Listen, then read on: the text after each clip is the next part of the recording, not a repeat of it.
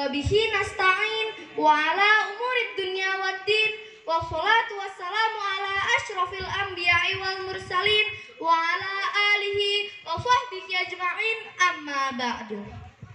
Dewan juri yang saya hormati dan Allah muliakan dan yang saya banggakan, sahabat muslimin yang insya Allah senantiasa diberi keberkahan, kesehatan, dan kebahagiaan. Amin ya rabbal alamin. Marilah kita panjatkan puja, puji, serta syukur kepada Allah Subhanahu wa Ta'ala. Karena atas rahmat dan hidayahnya kita dapat berkumpul di tempat mulia ini.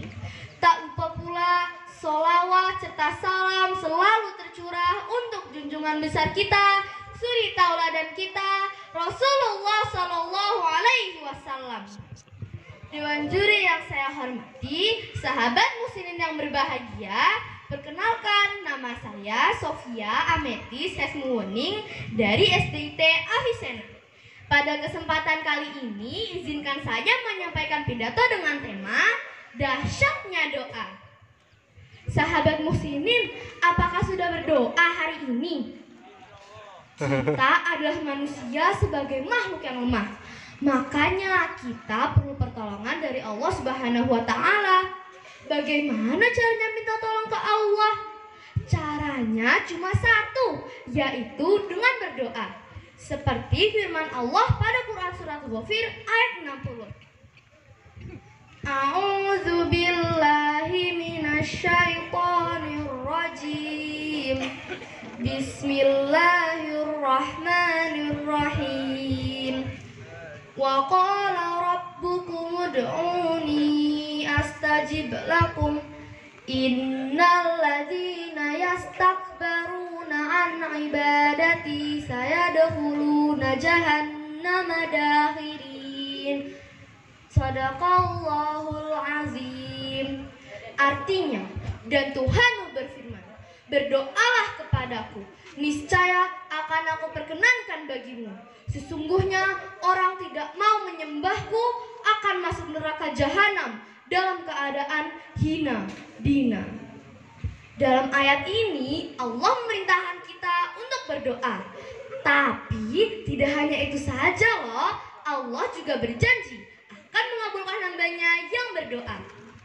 Sebelum kita belajar, jangan lupa membaca doa.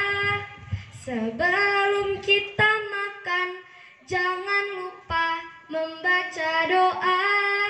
Sebelum kita tidur, jangan lupa membaca doa. Jangan kita lupa, berdoalah padanya, Allah yang Maha Kuasa. Semoga diberi keselamatan dalam setiap tugasmu, dalam setiap langkahmu. Sahabat muslimin, kalau kita tidak berdoa, artinya apa?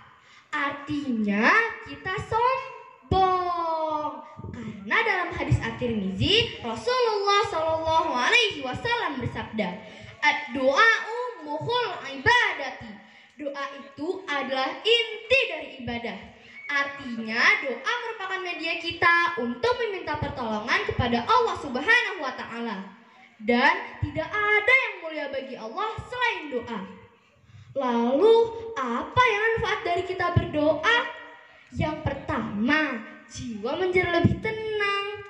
Kenapa lebih tenang? Karena Allah membantu kita agar tidak mudah putus asa. Karena di zaman sekarang banyak anak-anak yang kalau lagi galau bikin TikTok, cekrek sana, cekrek sini, bikin status lagi galau nih. Hal itu dikarenakan mereka tidak terbiasa memohon dan mengadu pertolongan kepada Allah Subhanahu wa Ta'ala. Na'udzubillahi min dzalik. Yang kedua, apabila kita meminta pertolongan kepada Allah Subhanahu wa Ta'ala, sangat mungkin bagi Allah untuk mengabulkannya, merubah takdir yang buruk menjadi takdir yang baik. Hal itu dikarenakan Rasulullah Shallallahu Alaihi Wasallam bersabda, tidak ada yang dapat merubah takdir kecuali dengan berdoa. Lalu Bagaimana ya caranya agar doa kita dikabulkan oleh Allah? Yaitu dengan memenuhi adab-adab berdoa. Di antaranya ikhlas karena Allah, suci lahir dan batin, tidak memakan dan makan yang haram, khusyuk dan yakin bahwa Allah akan mengabulkannya. Tapi ingat ya sahabat muslimin, jangan terburu-buru. Doa bisa saja diberikan secara cepat. Artinya bisa diberikan dalam waktu yang dekat atau selama kita hidup di dunia. Doa juga bisa diberikan ketika nanti di akhirat. Mungkin Allah tidak memenuhi semua yang kita panjatkan, tetapi Allah akan mencukupkan dan menjauhkan kita dari keburukan. Dewan juri yang saya hormati, sahabat muslimin yang berbahagia, segala ilmu yang baik datangnya hanya dari Allah Subhanahu wa Ta'ala. Sedangkan apabila ada kesalahan, maka datangnya murni dari diri saya dan mohon dimaafkan. Bila ada sumur di ladang, boleh kita menumpang mandi. Kalau ada umur yang panjang, insya Allah kita ketemu lagi. Wabillahi taufiq wal hidayah. Wassalamualaikum warahmatullahi wabarakatuh. Alhamdulillah, alhamdulillahilladzi ja'ala qalama lil kitabah lil qira'ah wal qira'ah lil ma'rifah wal ma'rifah lil ibadah wal ibadah lillahi ta'ala. Ashhadu an la ilaha illallah wa ashhadu anna Muhammadan abduhu wa rasuluh, amma ba'du.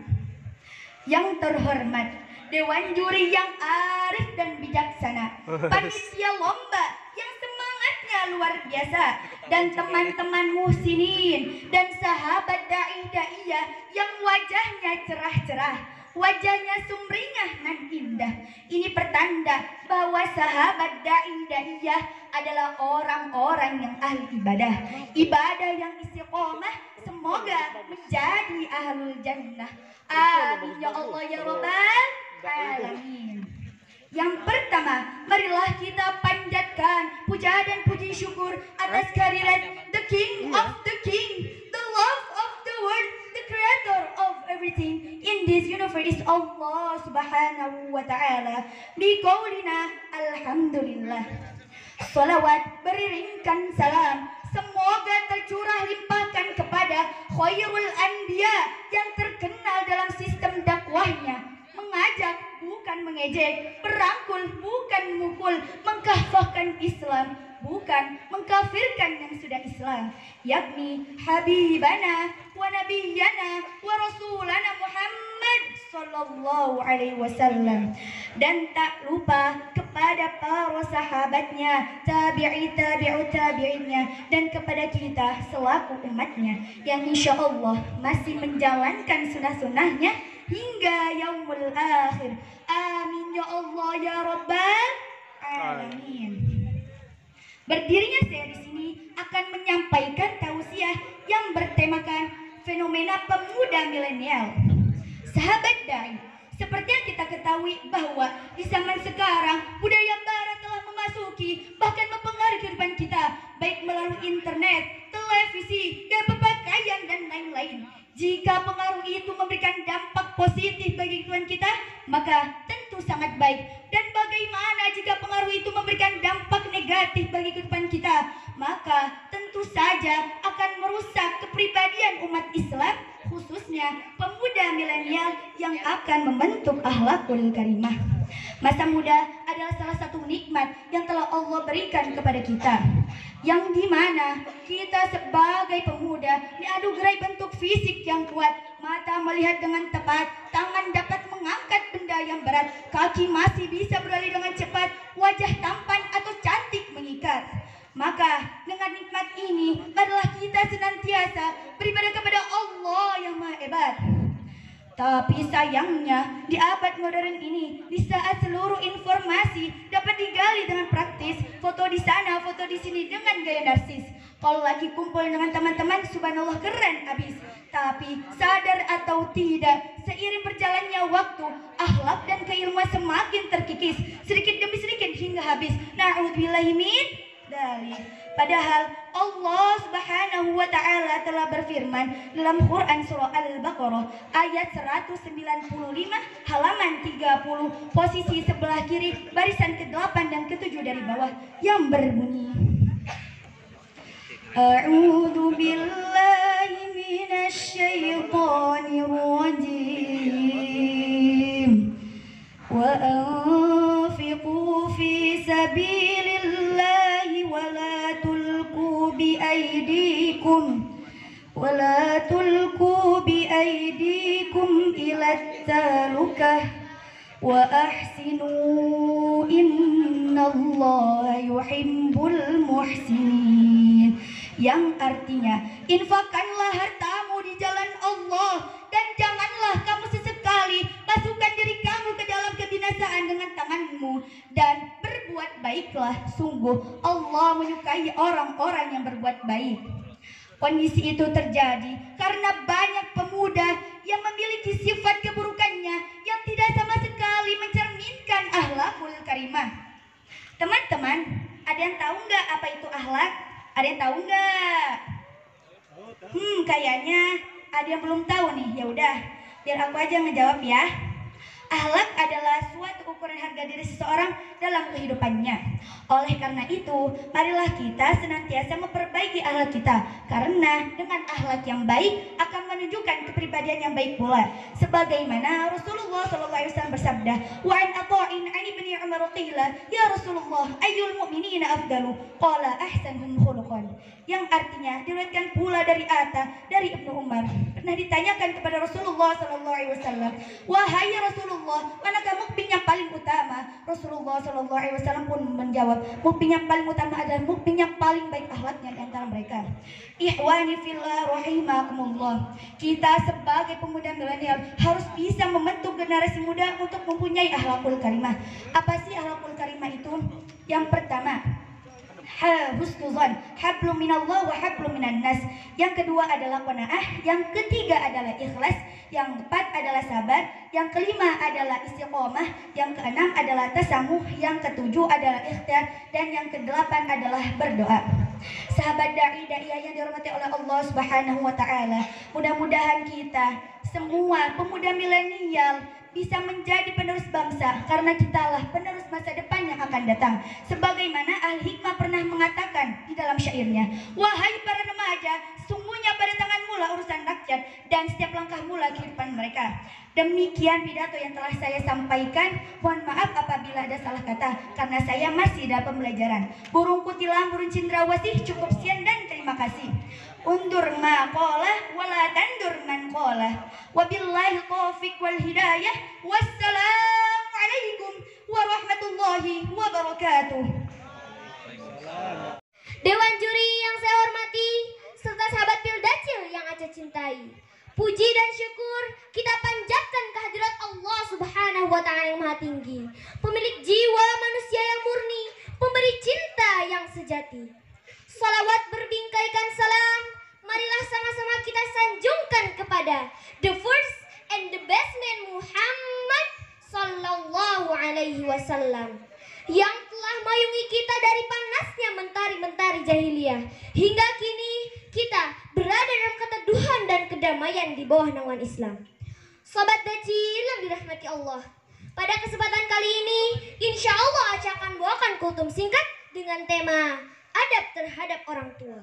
Adab terhadap orang tua artinya bagaimana cara kita memperlakukan mereka. Coba bakal ditanya, siapa yang paling berjasa dalam hidup kita? Jawabannya pasti orang tua. Mengapa demikian? Karena orang tua lah yang telah mendidik kita. Ibu telah kesusahan melahirkan kita, memberi kita makan, dan orang tua akan berjuang sekuat tenaga untuk membesarkan kita. Lalu bagaimana cara kita memperlakukan mereka? Adab terhadap orang tua yang pertama yaitu dengan memuliakan dan memperlakukan mereka dengan baik. Sebagaimana dalam hadis yang diriwayatkan Abu Hurairah radhiyallahu anhu yang berbunyi, "An Abi Hurairah radhiyallahu anhu qala, Ja'a rajulun illa Rasulillah sallallahu alaihi wasallam faqala, ya Rasulullah, man ahaqqun nasi bihusni sahabati? Qala ummuka. Qala thumma man? Qala ummuka. Qala thumma man? Qala ummuka. Qala thumma man? Qala abuka.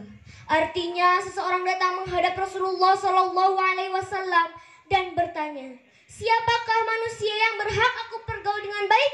Rasulullah menjawab, ibumu. Dia bertanya lagi, kemudian siapa?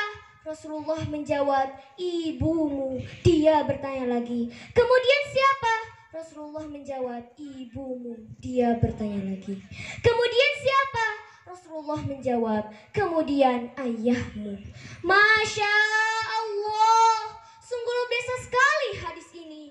Semua orang ini dinomor akhirkan. Yang nomor satu adalah ibu dan ayah. Bahkan dalam hadis tersebut menyebut menghormati ibu sebanyak 3 kali dan dilanjutkan dengan ayah. Coba kita bayangkan saat hamil, ibu selalu dalam kepayahan karena mengandung kita. Sementara bapak bekerja siang dan malam untuk kelahiran kita. Begitu pula saat lahir, mereka pun mencurahkan segala perhatian dan kasih sayangnya kepada kita. Bahkan sampai sekarang, kasih sayangnya tidak terkira. Subhanallah, betapa mulia jasa kedua orang tua kita. Karena itulah, kita harus mengutamakan berbuat baik kepada kedua orang tua dulu sebelum orang lain. Adab terhadap orang tua yang kedua dijelaskan oleh Allah Subhanahu wa taala dalam surat Al-Isra ayat 23 yang berbunyi, A'udzu billahi minasy syaithanir rajim. Bismillahirrahmanirrahim. Fala taqul lahuma uffin wala tanharhuma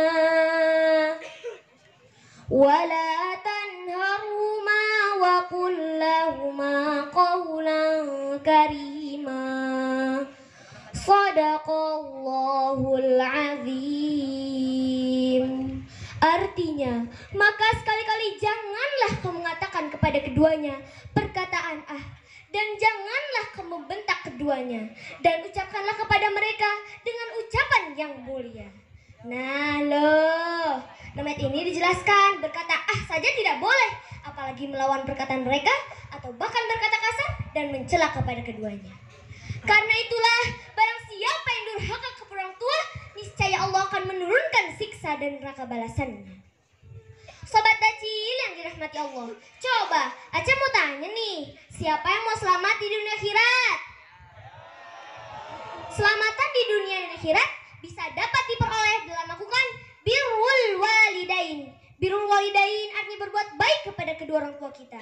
Sebagaimana dalam hadis yang artinya, ridho Allah ada pada ridho orang tua dan murka Allah ada pada murka orang tua.